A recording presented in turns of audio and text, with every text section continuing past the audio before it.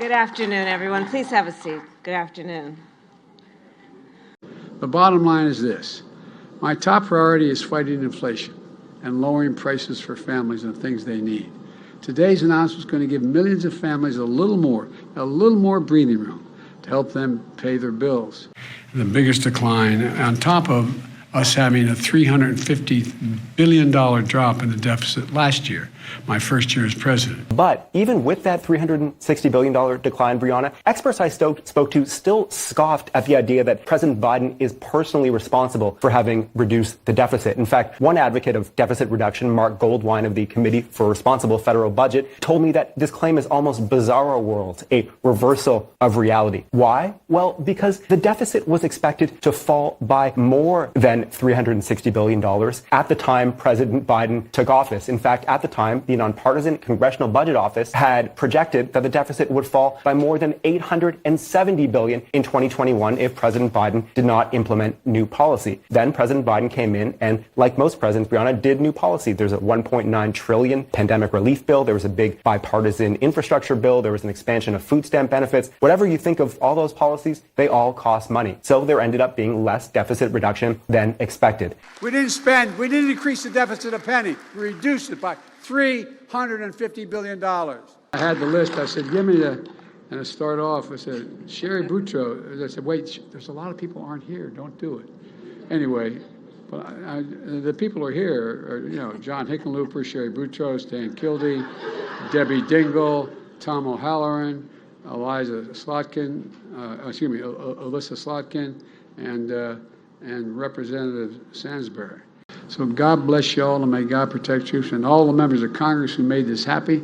With the president holding so few news conferences and doing very rarely sit-down interviews, isn't he surrendering a key part of the bully pulpit? I would say the president speaks to the American people nearly every day, sometimes twice a day. I'm talking about talking to journalists. Well, but I think our objective and our role and our focus here is speaking to the public, and certainly engaging in and valuing a free press, which is something we do, and the president does nearly every day by taking questions from the media. Over the weekend, we learned that Hunter's lucrative business dealings often included giving as much as 50% of his earnings to his dad, President Joe Biden, according to text messages on the old laptop. The text read, quote, "I hope you all can do what I did and pay for everything for this entire family for 30 years, Hunter allegedly said to his daughter Naomi in 2019. Quote, "It's really hard, but don't worry. Unlike Pop, I won't make you give me half your salary." Pop is in reference to the president. Now, President Biden likes to cite a certain economic research firm called Moody's Analytics. Here's what a senior director at Moody's, Dan White, told me last week. He said, the actions of the administration and Congress have undoubtedly resulted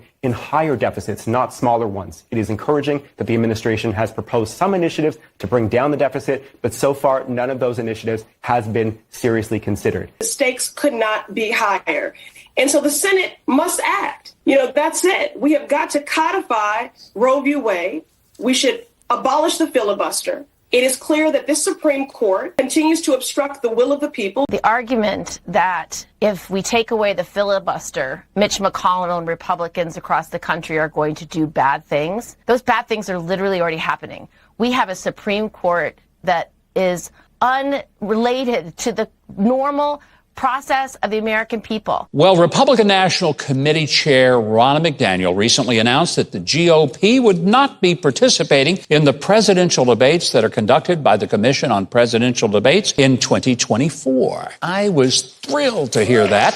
I was. It is long overdue in having a chairman who refuses to sell out the party to an increasingly biased and partisan panel of political hacks. Hacks who have allowed the debates to become disgusting forums for some talking heads from newsrooms to pretend that they were more important than the people who actually had the guts to run for office and who endured the grueling process of a campaign. Now, this move by Ronna McDaniel will prevent the preening prima donnas of the media from actually engaging in the debate. This is about basic equality. It's about whether women in America have a right to make these decisions, whether they have a right to decide who and when they have children with, under what circumstances. It's unconscionable